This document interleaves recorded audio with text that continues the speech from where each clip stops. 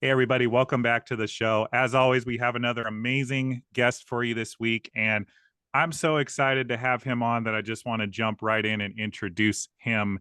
He is somebody that I've known for a very long time, for 20 years or so, actually. He is a former professional football player in the Canadian Football League, having played for Montreal, Hamilton, and British Columbia. He is I think somebody we can learn a lot from, breaking into fashion and entrepreneurialism. And I think a really awesome accomplishment. First person in his family to graduate with his college degree. Without further ado, I want to welcome my friend and former teammate, Brandon Rutley, to the show. How are you today, B? I'm good, man. I'm good. Happy to be here. Appreciate that introduction too, Stu. Very nice. Very well done, man. I got to kick it over to you with the first questions. So many people dream of playing professional sports, and obviously, your career took you to the Canadian Football League, but you enjoyed a lengthy career, Mhm. about a decade or so. What was that experience like for you, and what were some of the biggest lessons you learned along the way? I think the first thing I actually realized was I was so many lessons were thrown at me, right? Obviously, we went to school together, right? And so Mhm, football for me was just, it was my identity. It was a part of who I was. It was, eat, slept, and breathe football. You know what I mean? mhm. It's just my thing at the time. And leaving from high school and going to college, I had 1 year off from the field. That was my first time since 8 years old having a break. Mm. And I don't know if that was necessarily good for me. That was the first lesson that I learned. Football brought a lot of discipline into my life, a lot of structure, a lot of order. And here I am, a college student thrown into this atmosphere with new people, a new environment, no schedule, no nothing. And I loved it, but it also took away from some of the discipline that I kind of grew up, or that we actually grew up, experiencing between, football, basketball, baseball, track, whatever the case may be. Right. And, going through that experience and then hoping to get into the NFL. Right. I think that break for me was the first lesson because I lost my discipline. And then it was very difficult for me at a young age when I was changing and developing to grasp the discipline that I needed to get to the next level. I always knew I was a good football player, right? I'm like, this come natural to me. But the difference is when you start getting to college and to a higher level, there's other folks that's also good, but they're also training. They're also Mhm. changing their bodies, right? Changing their mindset. And that's such a huge part of the transition from high school to college and from college to pros. And luckily I was able to get an opportunity in the CFL. And for me, the biggest lesson was creating something that's sustainable, right? Creating something that I can last in, right? I had my little stints in the NFL and it just wasn't working. And for me at that point, if that didn't work, I failed. And so one of the reasons I stayed in the CFL for so long, and it wasn't easy, but I wanted to sustain a career, a long career, and I wanted to do it until I was ready to be done.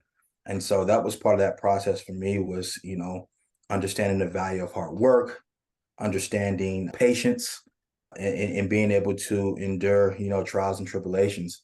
And that's what lasted to a 10-year career before I Mhm. transitioned. Yeah. Yeah. And I want to acknowledge you because I think the stat is like the average professional football career only lasts 2.5, 3 years these days, just because of the injuries and the somebody always coming to Yeah. take your spot. Yeah. Yeah. Yeah.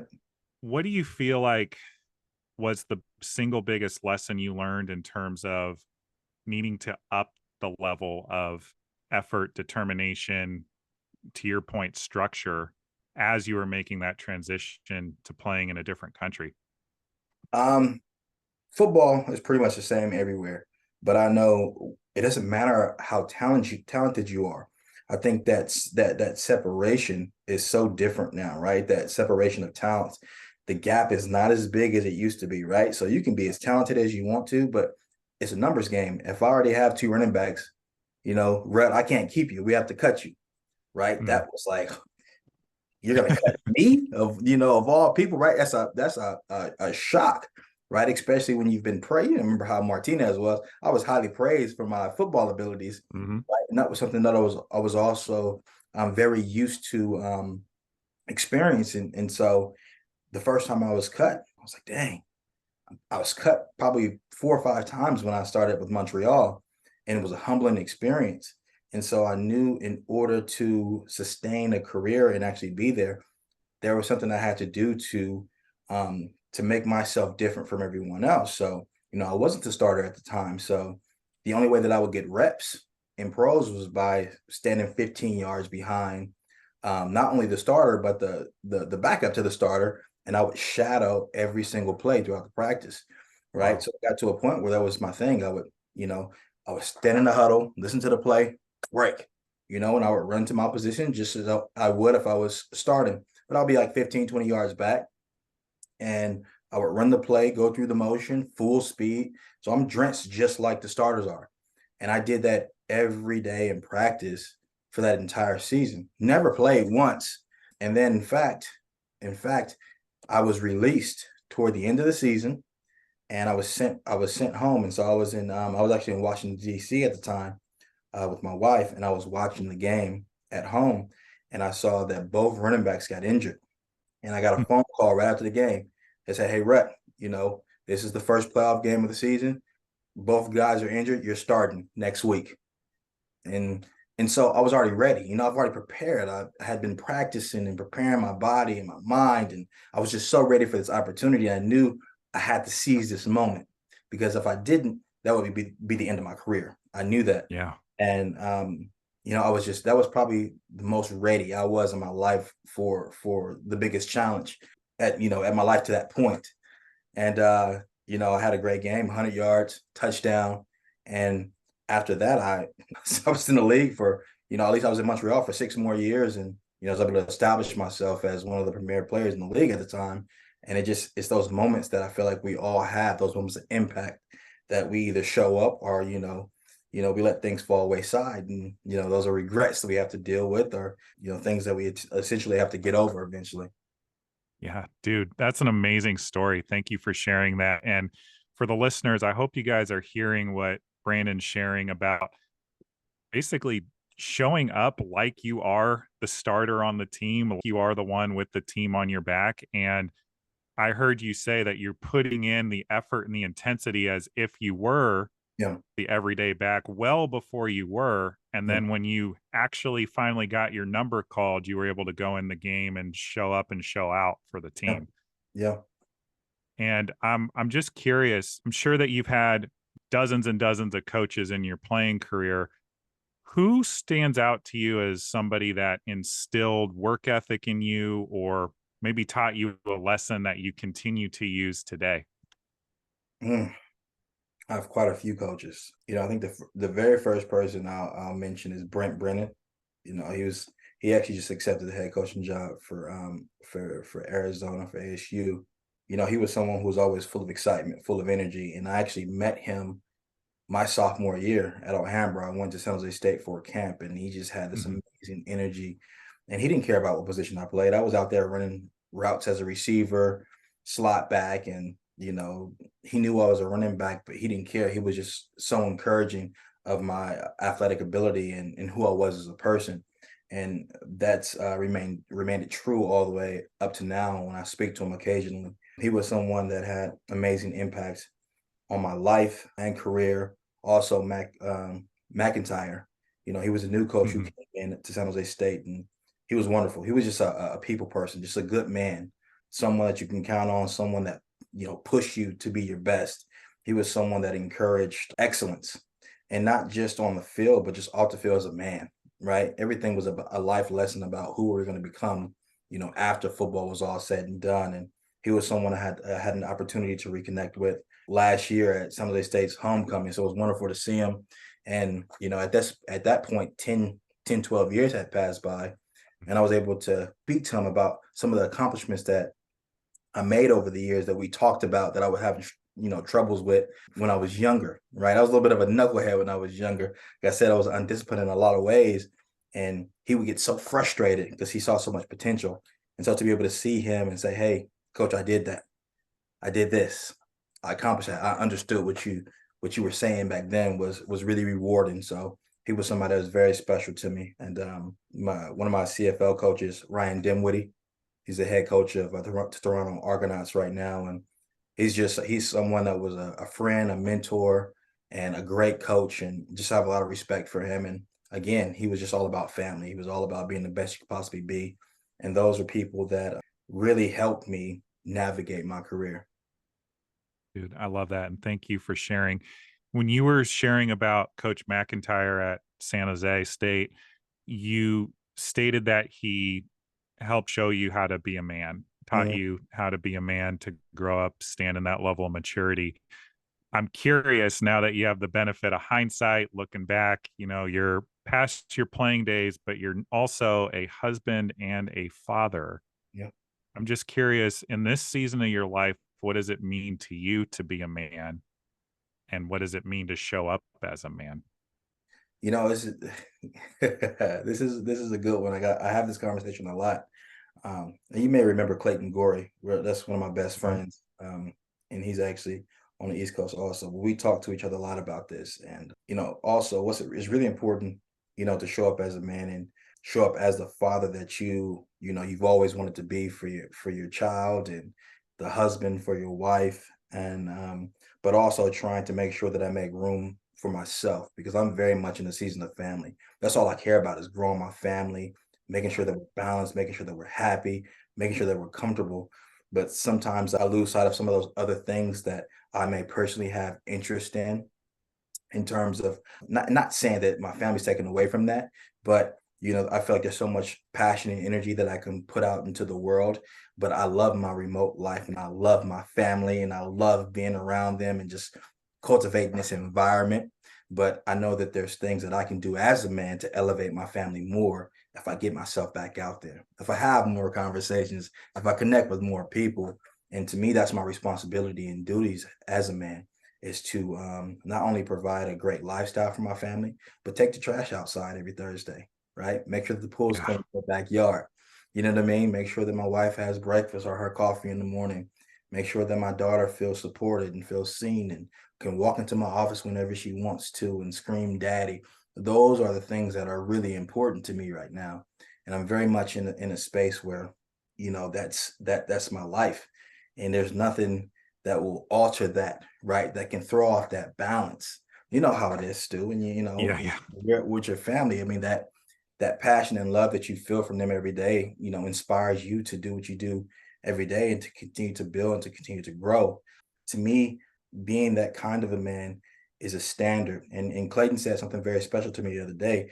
And I'm like, dang, I feel like there's more things that I can be doing. There's more opportunities that I can go after and things like that. And he said something to me, and I think this also stands true for you. He says, who you are as a person, who you are as a father, a husband, the things that you want are a byproduct of who you already are. So those things are going to happen for you just based off what you're doing and how you present yourself and how you represent yourself. And that really struck a chord with me because he's right. Our focus should be building our family. Our focus should be maintaining the love within our home. Our focus should be making sure our family is happy, healthy, and full, right? And everything Mhm. else comes, and that's just part of it because you're doing the work, subconsciously just to make sure that your life is continuing to move forward. So I don't know. I just feel like being a man is being there for your family. Dude, oh, we are so aligned on this viewpoint for sure. Yeah, it's funny, like people that I connect with, like trying to get them on this show or just out in the world ask me like what it's like being a dad, what it's like being a husband. And honestly, like it's the best two roles I've ever taken on in my life. I Yeah, am the most fulfilled pouring into my family. yeah, And I admittedly struggle a little bit with pouring so much into my family that I sometimes forget to take care of myself. Like I'm the guy that's going to miss a day at the gym yeah. if it means, taking care of my family. You kind of alluded to it, but how do you strike that balance for yourself so that you're pouring enough into yourself so you can pour into the ladies in your life? Yeah, and you know what? And I think what I realized is that everything doesn't have to be separate, right? I used to think fitness for me needed to be something that I went and did on my own and, went out to the gym or went to the field and ran and things like that. But like I said, my family is important to me. My wife and I, we got a membership to this great new gym in Walnut Creek, and, we make that a part of our lives, right? That's part of our structure. That's part of our balance is to go together and, whether it be the sauna or the hot tub or cold tub or getting a workout in the gym, we do that together. And Michelle's mom, she's here with Sage, and she provides us that space to do that, which is so incredible because we have such an amazing unit here. It's hard for me to even express how wonderful this space is and this time is in my life, in our lives right now, just because we have this amazing partnership, and we work as a team, work as a unit, meaning myself, Michelle, and her mom, Patricia. And so it's us carving that time out and all supporting each other and putting ourselves in a position where we can all thrive and be healthy and be physically fit and be, mentally in shape and aware of certain things by helping each other and giving each other that time and space to say, okay, it's time to take care of self. It's time to take care of your mental health. Maybe you want to relax today. I'll take more on the stage, or let's put her in this activity so we can all free up a little bit of time. And it's just amazing to see these things come into life, man. It's also really amazing too to hear my daughter switching from English to Spanish. This little Oh, brown it's girl, amazing. right? So Michelle's mother, Patricia, she's from Nicaragua, and Sage calls her abuelita or Lita, abuela, and it's amazing to see her, taking on these challenges and blossoming, right? And I'm just very proud of my family, right? Sage just started a Spanish immersion preschool, and these are things that we dreamed of, that we talked about as 19, 20-year-old kids, Michelle and I, and we're literally living those dreams right now, and picking our daughter up from preschool. Like that's to me, that's like we're so rich right now. It's like it's a blessing, right? So for me, we're about balance, we're about communication, and we're just about giving each other grace. And so things have been really cool, man.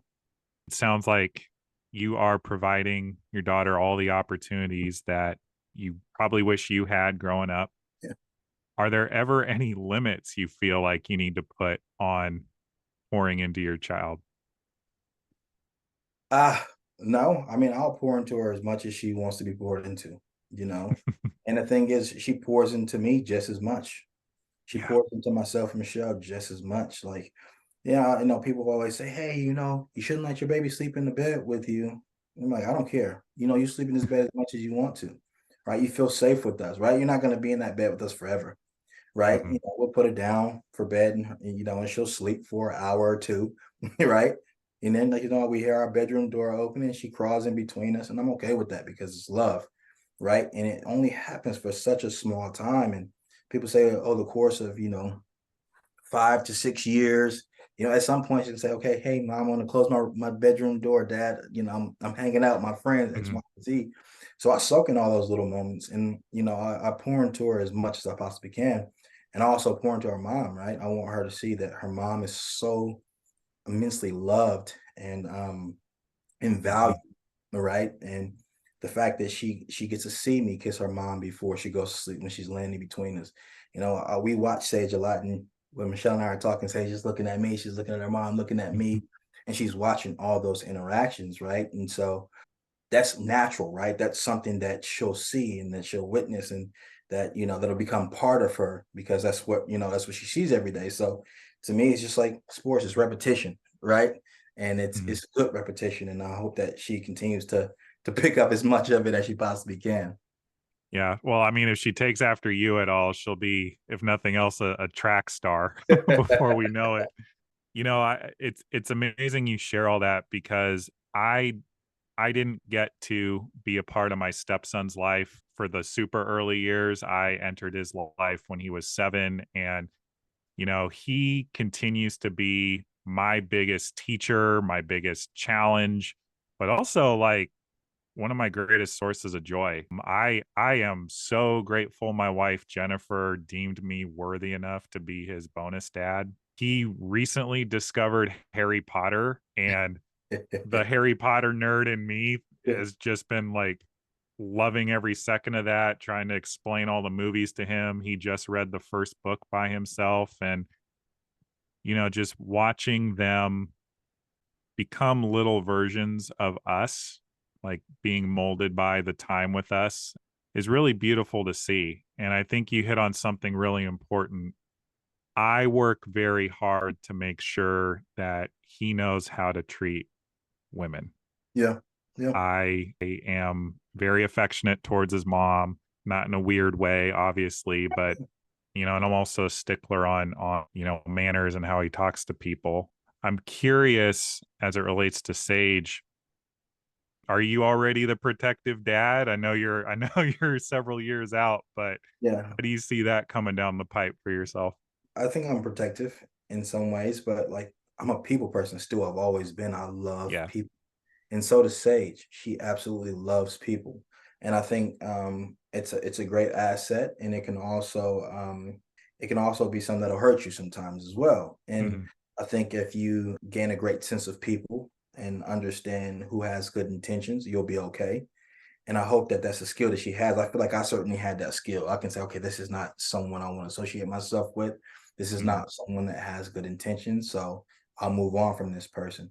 But I don't see myself as the type of father and man to put a boy down that has interest in my daughter. I'm not saying, hey, you know what, Mhm. my daughter's here for the taking. But I remember being that little kid and like, I mean, oh my God, I like your daughter, I would hate for a man to come across as just so brash and so rude. And I'm thinking to myself, maybe for all you know, I don't have a father in my life, right? And so I'm getting a representation of a man who's mean, who's angry, who's not open to communicating. And so I'm also looking at that in a sense as well. And so for me, right, I'm happy to have a conversation. I'm happy to say, yeah, you can come over and hang out and play, so long as you're respectful. You setting those Sure. particular boundaries, right? I also want my daughter to feel comfortable enough to say, hey, mom, dad, I want to be able to bring my friends over. I want to bring my boyfriend over. I'd rather them be under my roof where I know that, I can walk right downstairs or, I can open that door. I don't want it to be so secretive. And I think if you create that kind of environment where we're open and we're honest and we can communicate, I think it will lead to a more successful environment for everyone. Yeah, and you're also able to affect mentorship as well for them Yeah. by proxy.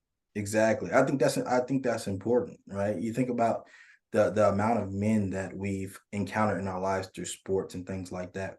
Some have been open, some have been welcoming, some have been warm, and some have been completely closed off, Mhm. right? Not knowing who I am as a person, what I'm dealing with as a child, or maybe just for that moment, I needed the advice of a man, right? I needed someone that showed that they cared, that they were open, right? And I think that's another, major blessing in my life. I had a lot of wonderful men that were happy to pour into me, not because I necessarily needed it, because they just felt, that okay, you know what, I can communicate with this kid. I can talk to this kid about, whatever. And I've always had an older soul. Is how I felt, Mhm. and it's always led me to great, older men that spoke wisdom into me and spoke courage into me, and I'm grateful for that. Yeah.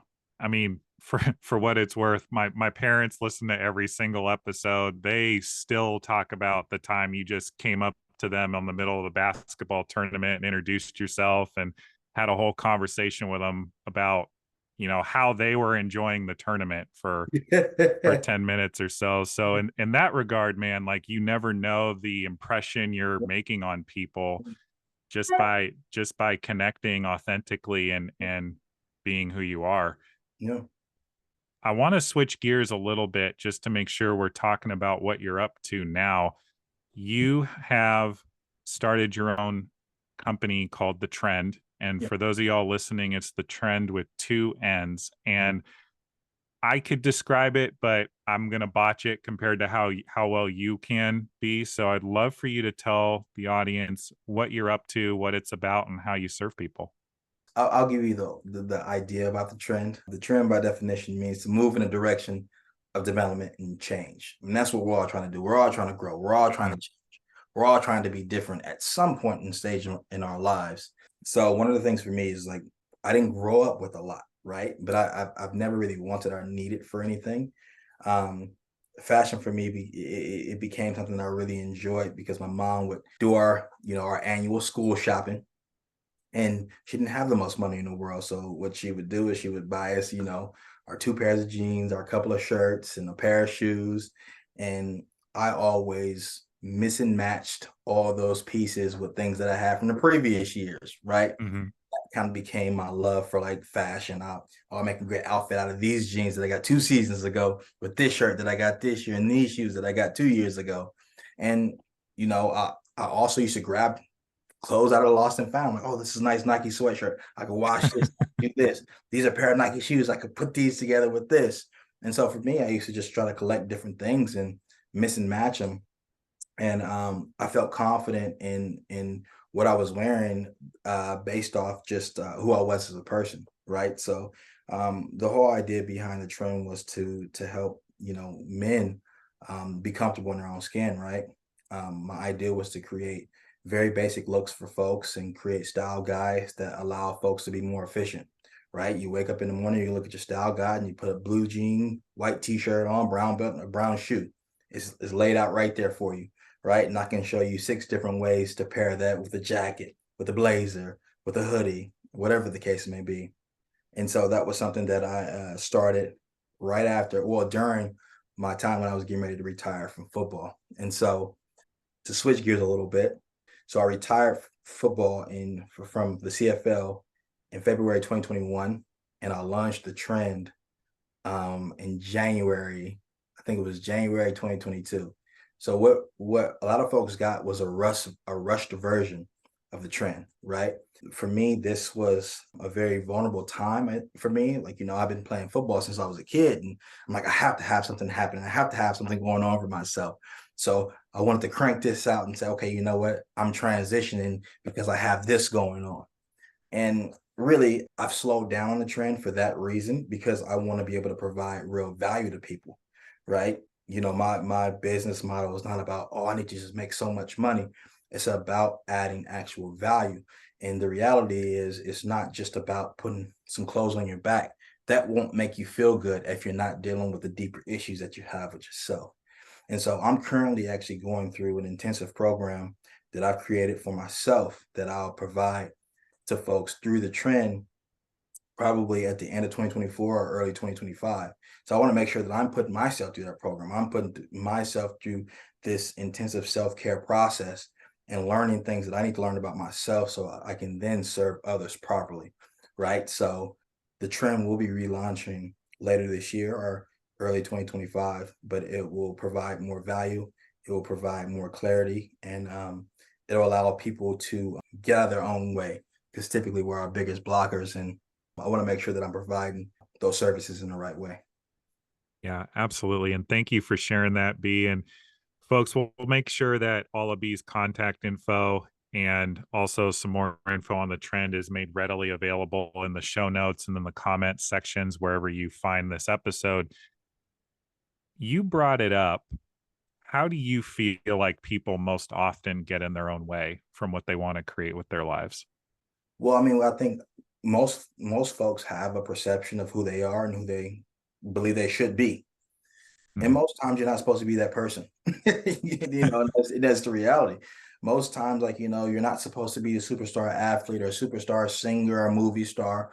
You're supposed to be a regular person that has a regular family and that's doing regular things. And those things are so fantastic, if Mhm. you allow them to be, right? But sometimes we get in our way. Well, I should be doing this. I should be doing that, or this and that. And we don't take time to actually appreciate the moments that we're in. Like I tell you, Stu, I really take time every day to appreciate the current moment I'm in. I'm just so in bliss, right? And sometimes, like I said, sometimes I'm so caught up in this bliss that I'm like, oh well, I better get back to work, right? Because I can't be too comfortable. Because I know I'm happy, but you still want to have your foot on the gas a little bit, right? And Mhm. and that's really important.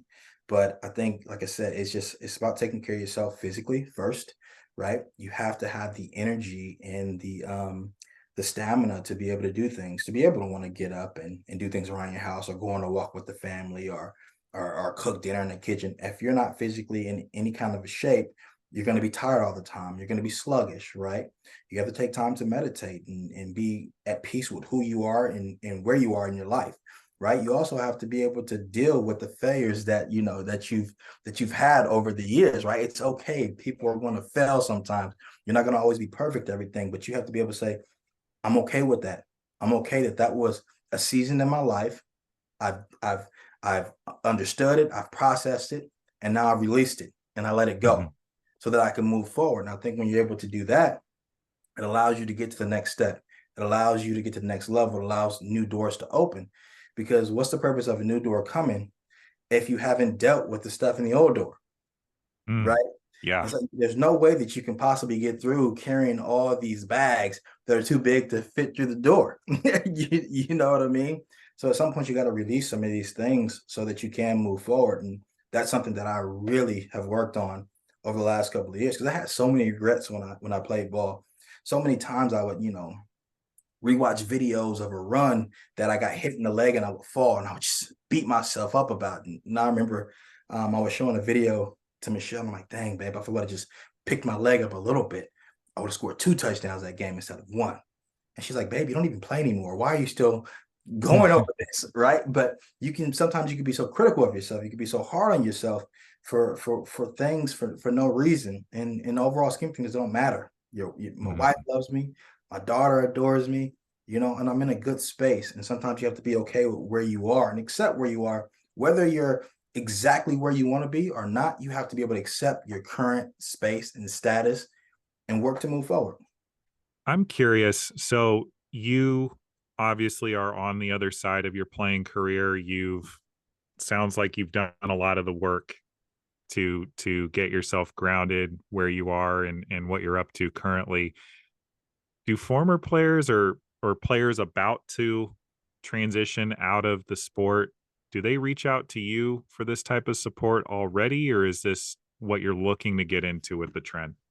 I mean, I talk to some folks occasionally, but it's definitely going to be a sector of the business where I can, speak to some athletes, because the reality is, Stu, I went through a phase of mourning, and Sure. I don't think people really talk about that or accept that. But I mourned the loss of something that I had for so long, and I didn't realize I was going through that until probably like a year ago. I told Michelle, I said, "Babe, I was just mourning the loss of the game." Actually, it wasn't a year ago. I went to Toronto from one of my best friends' bachelor party, and I was able to go to the facility where my old running backs coach was, and I was able to hear the players chatter in the locker room.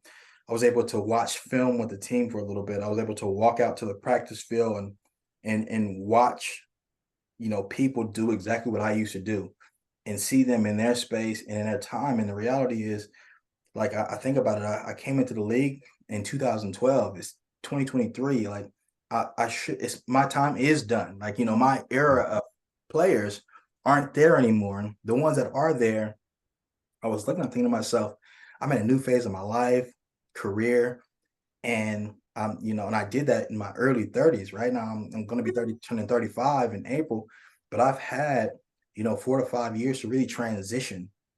Mhm. And like, these guys are 35, 36, and they still have to transition afterwards. Mhm. You know what I mean? And so it really gave me a lot of closure to go back out there. And it was emotional. It was an emotional time for me, just because I hadn't been up there. COVID had happened, and the world had changed so much. So Sure. I was like, I got to transition and get my life going back here at home. But to go back there and to experience that again was very, it was nostalgic, right? And Yeah. it's a unbelievable feeling. But I knew that it just affirmed that I was ready to be done and that I no longer needed that. And I was happy with my accomplishments, and that was my last bit of mourning, Mhm. for the game. Now I'm just a fan. I look forward to watching it. I look forward to Good. seeing players make plays and things like that. But you have to accept that when that's done for you, it doesn't make me any less of an athlete. I did great things when I played, and I still train myself. Not saying that I'm going to go out on the field and play anymore, but I know that my time was special there, and it's okay to move on and put that side, not say that erase that side of me, but say that I've accomplished that. I did that. I did Yeah. that for many, many years, and that part of my life is done in terms of me being an athlete. But I'll always be that person. It'll always be part of me, and then it'll allow me to really thrive in the next phase of my career. Because if you don't mourn, and if you don't accept that, it's very hard to do anything else. You know.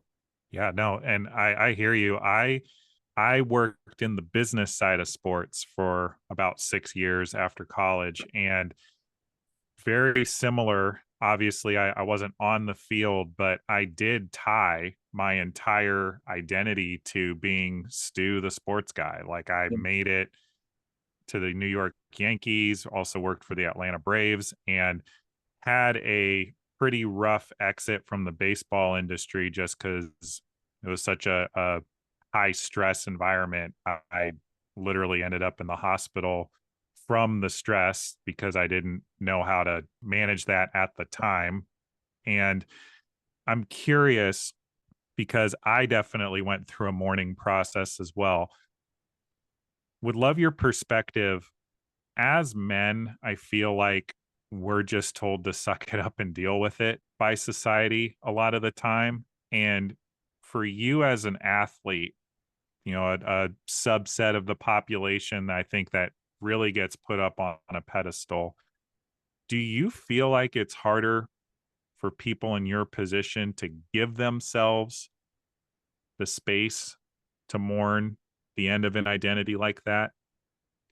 I think it's tough, and I think it's tough because you're so highly praised for doing something like that. You're so highly praised for being a pro athlete, right? Not just by fans and things, but by women, Mhm. and all sorts of other entities, right? And I think that when you're going through that process and you're letting go of that side of yourself, a lot of your identity and all of your confidence was attached to being a football player or basketball player or baseball player or whatever the case may be, right? And I don't even think this is just, an athlete's issue.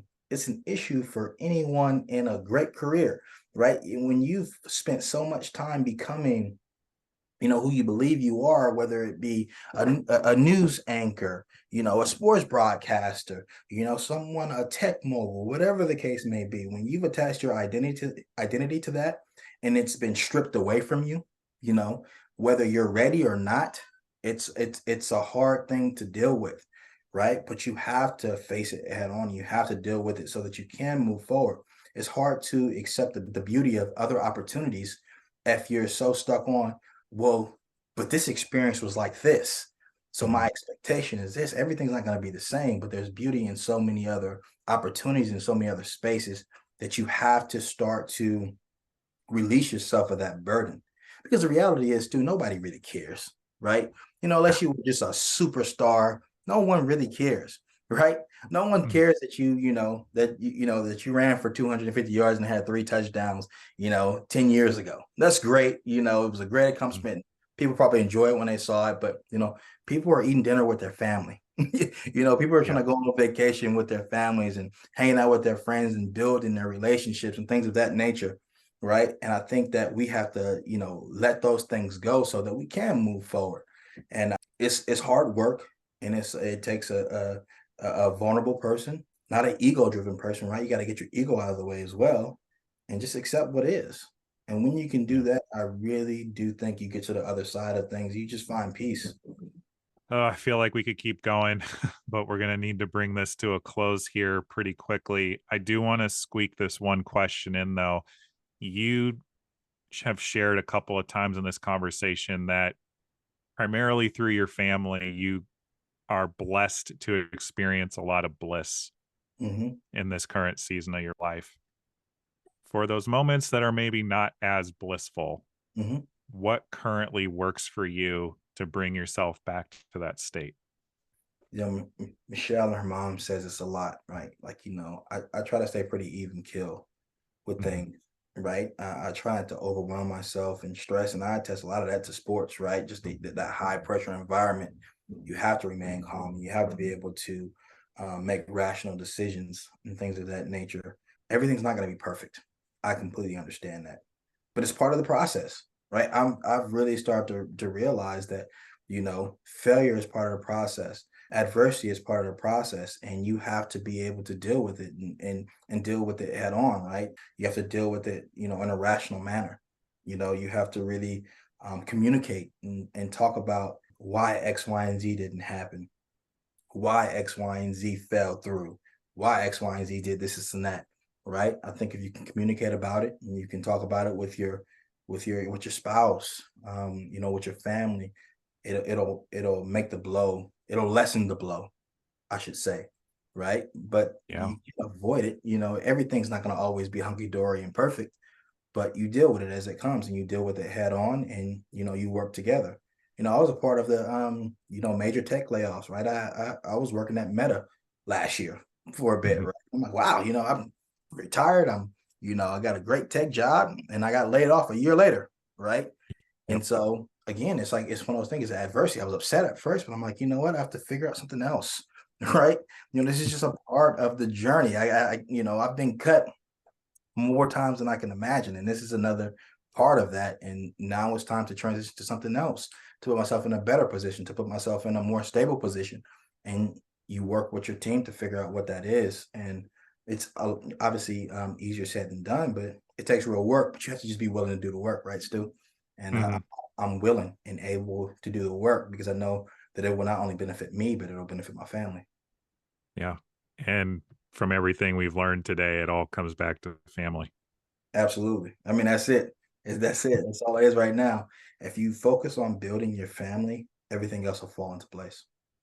Brandon, thank you so much for being on today. Got one last question for you, but before I ask that, folks, if you got any type of value out of today's conversation, which I know you did, please like, please subscribe, please share this out with somebody.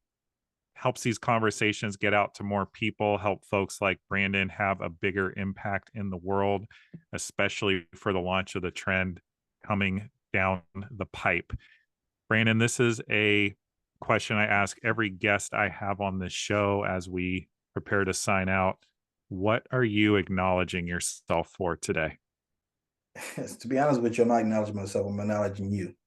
I'm appreciative of this platform that you're creating for people to share their opinion, to share their voice, right? And I think that's a skill that you've always had, and it's really cool to see that you're pouring into yourself and you're pouring into others.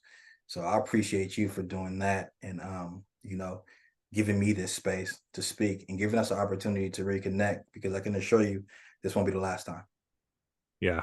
Yeah, no, we'll definitely not only have to have you on the show again in the future, but definitely going to hit you up next time I'm out in the Bay Area for sure. And folks, those of you that listen today, this is your inside track to success. We will catch you next week with another inspiring guest or message to help you up level your life. See you then.